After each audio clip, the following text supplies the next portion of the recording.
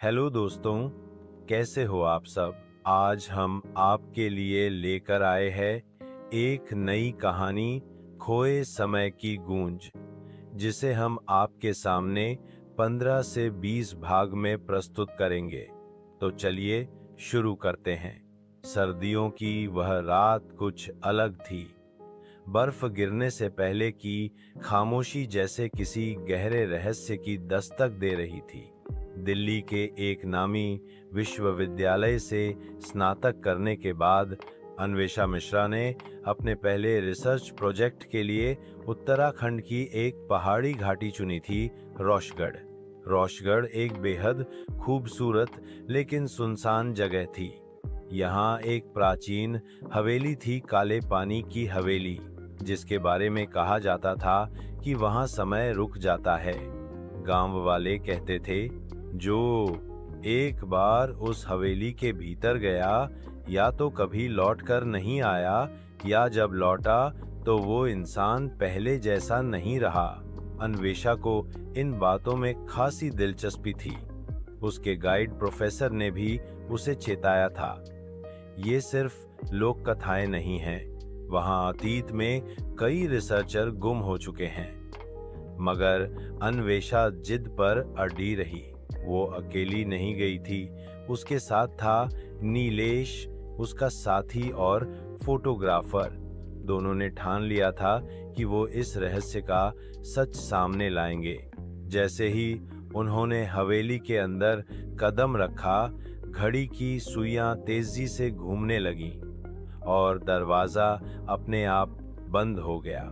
हवेली की दीवारों से जैसे किसी अधूरे वक्त की गूंज टकरा रही थी। एल दरवाजा खुद बंद होते ही हवेली के अंदर एक अजीब सी ठंडक फैल गई। नीलेश ने फौरन फ्लैशलाइट ऑन की, लेकिन रोशनी जैसे दीवारों में समा जाती थी। हवेली के अंदर कोई आवाज नहीं थी, न उनकी सांसों की, न उनके कदमों की। मानो हवेली ने हर ध्वनि को निगल लिया हो। अन्वेषा ने अपनी डायरी निकाली और फुसफुसाई, यहाँ कुछ तो है, ये कोई साधारण जगह नहीं है। हवेली के अंदर एक विशाल हॉल था, जिसके चारों ओर पुरानी तस्वीरें लटकी थीं। हर तस्वीर में एक ही आदमी, सफेद धोती, ऊंची टोपी और ठंडी आंखें। तस्वीरों के नीचे साल लिखा था 1931, 1935, पीछे जो बैसरछी, मगर चेहरे पर उम्र का कोई असर नहीं। ये इंसान है या कोई छलावा? नीलेश ने कहा। तभी एक हल्की सी फुसफुसाहट सुनाई दी, जैसे कोई दूर से कह रहा हो, वक्त लौटेगा। दोनों ने एक दूसरे की ओर देखा और महसूस किया कि वे अब इस रहस्य के भीतर उतर चुके हैं। लौटने का रास्ता अब शायद नहीं रहा। अगले कमरे में एक पुरानी लकड़ी की मेज पर कुछ धूल से भरे कागज पड़े थे। अन्वेषा ने एक दस्तावेज उठाया, उस पर लिखा था समय, प्रयोग, दिनांक 14 अगस्त 1947, डॉ अरुणेश वर्मा। डॉ वर्मा? नीलेश ने पूछा। ये वही आदमी है जो तस्वीरों में था। लगता है ये कोई वैज्ञानिक था जिसने समय से छेड़छाड़ की थी। तभी पीछे से खिलखिलाहट की आवाज आई। एक बच्चा, काले कपड़े पहने, उलझे बाल, हाथ में पुरानी लकड़ी की घुड़सवार खिलौना लिए खड़ा था। उसकी आंखें बिल्कुल खाली थीं, जैसे शून्य। तुम कौन हो? अन्वेषा ने पूछा। बच्चे ने धीमे से कहा, आपको समय पसंद है ना, तो चलिए। और वह एक दरवाजे की ओर भागा। अन्वेषा और नीलेश उसके पीछे गए और एक तहखाने में पहुंचे, जहां दीवार पर समय की रेखाएं बनी थीं। हर रेखा एक तारीख थी और हर तारीख में लिखा था, वापसी नहीं हुई। तहखाने में जैसे ही उन्होंने कदम रखा, जमीन कांपने लगी, चारों ओर धुंध फैलने लगी और वो बच्चा अब नजर नहीं आ रहा था। एक कोने में एक अजीब सी मशीन रखी थी, गोलाकार फ्रेम के भीतर घूमती हुई छड़ियां, जिन पर धातु की चिंगारियां उड़ रही थीं। ये कोई टाइम मशीन जैसी लगती है, अन्वेषा ने कहा। मशीन के पास एक पुराना रिकॉर्डिंग डिवाइस पड़ा था। उन्होंने जैसे ही बटन दबाया, एक खड़खड़ाती आवाज आई, अगर कोई ये सुन रहा है तो कृपया वापस मत जाना। ये समय की कैद है जहां अतीत तुम्हें निगल जाता है। तभी मशीन ने खुद चलना शुरू कर दिया। नीलेश ने अन्वेषा को खींचने की कोशिश की, लेकिन बहुत देर हो चुकी थी। एक जोरदार चमक हुई और सब कुछ गायब हो गया। जब अन्वेषा ने आंखें खोली, वह खुद को एक अलग हवेली में पाई, मगर हवेली अब नई थी, दीवारें चमक रही थीं, लोग चहल पहल कर रहे थे। उसके कपड़े बदल चुके थे, अब वह 1940 के दशक के भारतीय महिला की तरह साड़ी पहने थी। पास ही एक अखबार पड़ा था, दिनांक 12 अगस्त 1947। वो चौंक गई। मैं 1947 में आ गई हूँ। तभी उसने उसी आदमी को देखा, डॉक्टर अरुणेश वर्मा, अब जिंदा और जवान। वो उसी तस्वीर जैसा दिख रहा था। उसने अन्वेषा को देखा और मुस्कुरा कर कहा, तुम आ गई। समय ने तुम्हें चुना है। अब तुम समझोगी, समय को नियंत्रित नहीं किया जा सकता, बस उसमें खोया जा सकता है। दूसरी ओर नीलेश का होश हवेली के उसी तहखाने में आया, मगर अब वहां हर चीज वीरान और जली हुई थी। मय की मशीन ध्वस्त हो चुकी थी। घड़ी की सुइयां उल्टी दिशा में घूम रही थीं। अन्वेषा, उसने पुकारा, लेकिन कोई जवाब नहीं आया। तभी उसे दीवार पर कुछ चमकती लकीरें दिखाई दी। एक ताजा लिखा नाम, अन्वेषा, 12 अगस्त 1947। उसने तुरंत समझ लिया कि वह किसी समय यात्रा के जाल में फंस गई है। उसने अपने कैमरे में आखिरी फोटो देखे, एक चमकदार रेखा, मशीन और बच्चा। मुझे भी वहां जाना होगा, उसने कहा, और उसी क्षतिग्रस्त मशीन को ठीक करने में लग गया। मगर तभी एक परछाई पीछे से आई और धीमे से बोली, तुम भी समय में खो सकते हो अगर तुम खोजने गए। 1947 की हवेली अब अन्वेषा को एक अजीब से नाटक का मंच लग रही थी। सब कुछ चमक रहा था, मगर हर मुस्कुराता चेहरा जैसे जिंदा नहीं था। डॉक्टर वर्मा उसे अपने प्रयोगशाला कक्ष में ले गया, जहां दीवारों पर क्लॉकों की कतार थी। हर घड़ी एक समय है और हर समय में एक आत्मा कैद है। अन्वेषा ने पूछा, तुम ये सब क्यों कर रहे हो? डॉक्टर वर्मा ने जवाब दिया, मैं समय को रोकना चाहता हूँ। उस दिन से पहले जब मेरी बेटी मरी थी, ये मेरा बदला है समय से। वो बच्चा जो हवेली में दिखा था, वही डॉक्टर वर्मा की बेटी का भूत था। और अब, वर्मा ने आगे कहा, तुम मेरी मदद करोगी या उसी समय में हमेशा के लिए फांसी रहोगी। नीलेश ने पुराने दस्तावेजों की मदद से मशीन को दोबारा चालू किया। तेज बिजली की चमक में उसने आंखें बंद की और चिल्लाया, मैं आ रहा हूं अन्वेषा। जैसे ही मशीन चालू हुई, जमीन फटी और वह भी समय की सुरंग में गिर पड़ा। आसपास अजीब आकृतियां थीं, जैसे बीते समय के भूत जो उसे छूने की कोशिश कर रहे थे। एक ध्वनि गूंज रही थी, हर यात्रा की कीमत होती है। अंत में वह एक रोशनी से भरे दरवाजे में घुसा और बेहोश हो गया। जब आंख खुली, वह 1947 के उसी रोशगढ़ गांव में था, मगर यहाँ सब कुछ धीमी गति में चल रहा था, जैसे कोई पुराना चलचित्र।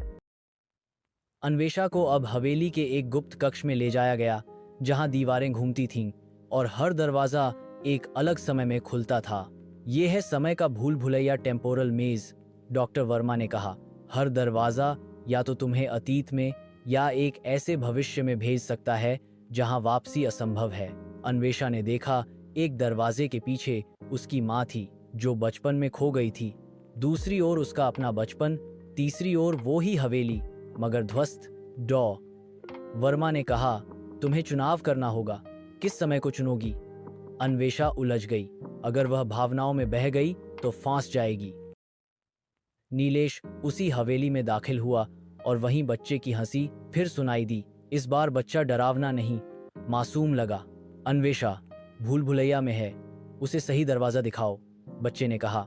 बच्चे ने नीलेश को एक पुराना कंपास दिया, जिसकी सुई समय की सही दिशा दिखाती थी। जब नीलेश अंदर पहुंचा, उसे वो सारे दरवाजे दिखाई दिए। उन्हीं में से एक के पीछे थी अन्वेषा। नीलेश ने पुकारा, अन्वेषा, इस दिशा में आओ, ये मैं हूं। उसकी आवाज सुनते ही अन्वेषा चौंकी। वह दौड़ पड़ी उस दिशा में और जैसे ही दरवाजा खुला, दोनों आमने सामने थे। आंखों में आंसू और दिल में डर, मगर पहली बार उन्हें लगा कि शायद इस रहस्य से बच निकलने की एक उम्मीद है। अन्वेषा और नीलेश जैसे ही भूल भुलैया से बाहर आए, हवा का रंग बदल चुका था। दीवारों पर घड़ियां तेजी से घूम रही थीं और एक पुराना संगीत दूर से सुनाई दे रहा था, जैसे कोई जमाना पीछे लौट रहा हो। हम वापस नहीं जा सकते जब तक ये चक्र नहीं टूटता, अन्वेषा ने कहा।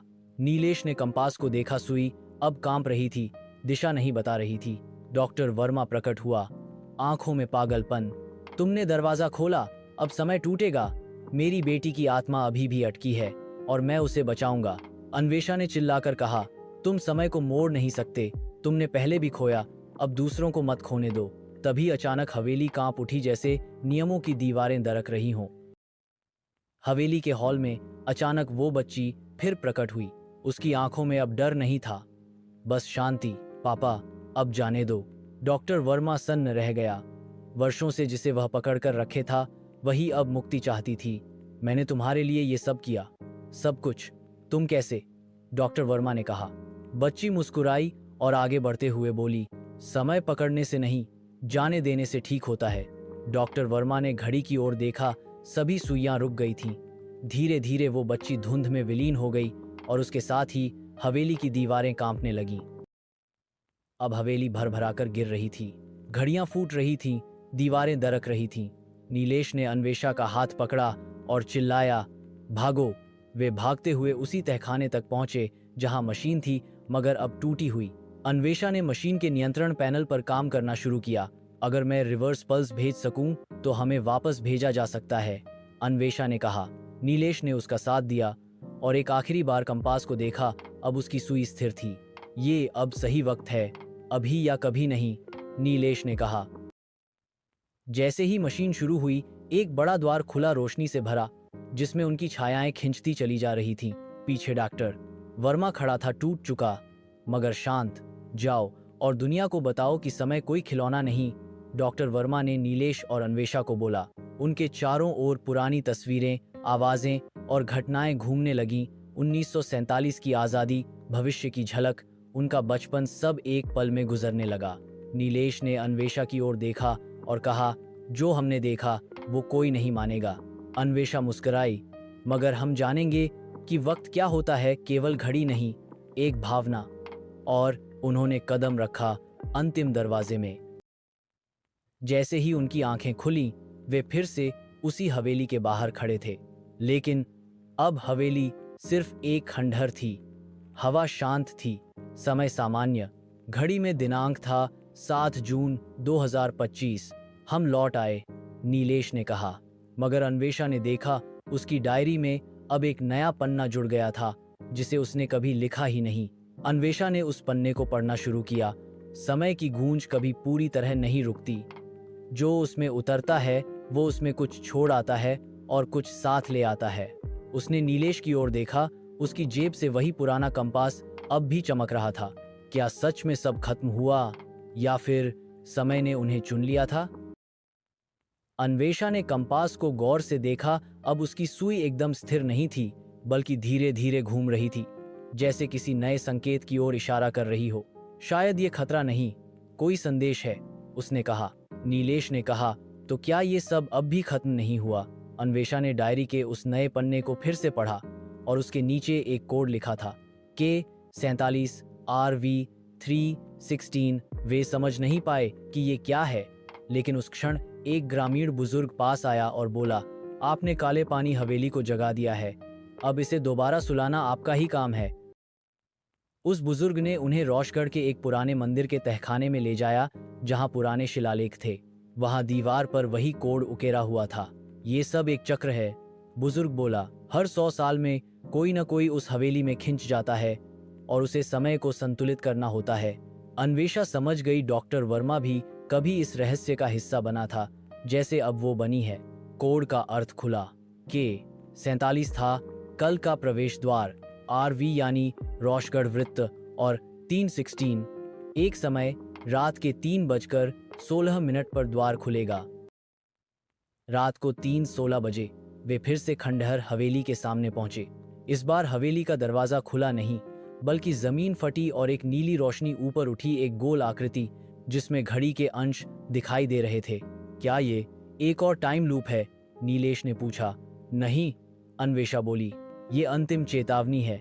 अगर हम इसे बंद नहीं करेंगे तो समय चक्र फिर से खुलेगा और कोई और इसकी बलि चढ़ेगा। उन्होंने कंपास को केंद्र में रखा।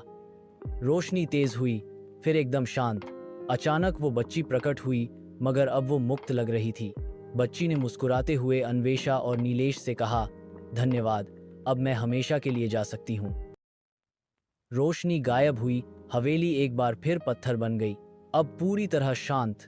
घड़ियां रुक चुकी थीं, कंपास अब निष्क्रिय था। अन्वेषा ने अपने नोट्स को अंतिम बार देखा, अब उसमें कुछ नहीं बदला, कोई नया पन्ना नहीं जुड़ा। क्या ये सब सिर्फ एक भ्रम था? नीलेश ने पूछा। नहीं, अन्वेषा मुस्कुराई और बोली, ये एक अनुभव था जिसे सिर्फ वही समझ सकता है जिसने समय के बाहर खड़े होकर उसे देखा हो। वे लौट गए दिल्ली एक नई किताब के साथ, एक नई समझ के साथ। मगर वो डायरी, वो कंपास और वो स्मृति अब भी उनके पास थी। सालों बाद एक यूनिवर्सिटी में अन्वेषा प्रोफेसर बन चुकी थी। उसकी नई research, temporal displacement and human consciousness, जिसमें उस प्लेसमेंट ने कभी किसी हवेली का जिक्र नहीं किया, न ही डॉक्टर वर्मा का। पर हर साल 7 जून को उसकी डायरी में एक पन्ना अपने आप जुड़ता है, जिसमें सिर्फ एक ही वाक्य होता है, समय कभी मरता नहीं, वो सिर्फ दूसरी शक्ल में लौटता है। और अब सीन जाता है वापस उसी रोशगढ़ हवेली के खंडहरों में, जहां अब एक नया बच्चा खेल रहा है और उसके हाथ में वही कंपास है। और अब समय की गूंज, समय का चक्र फिर से शुरू हो चुका है।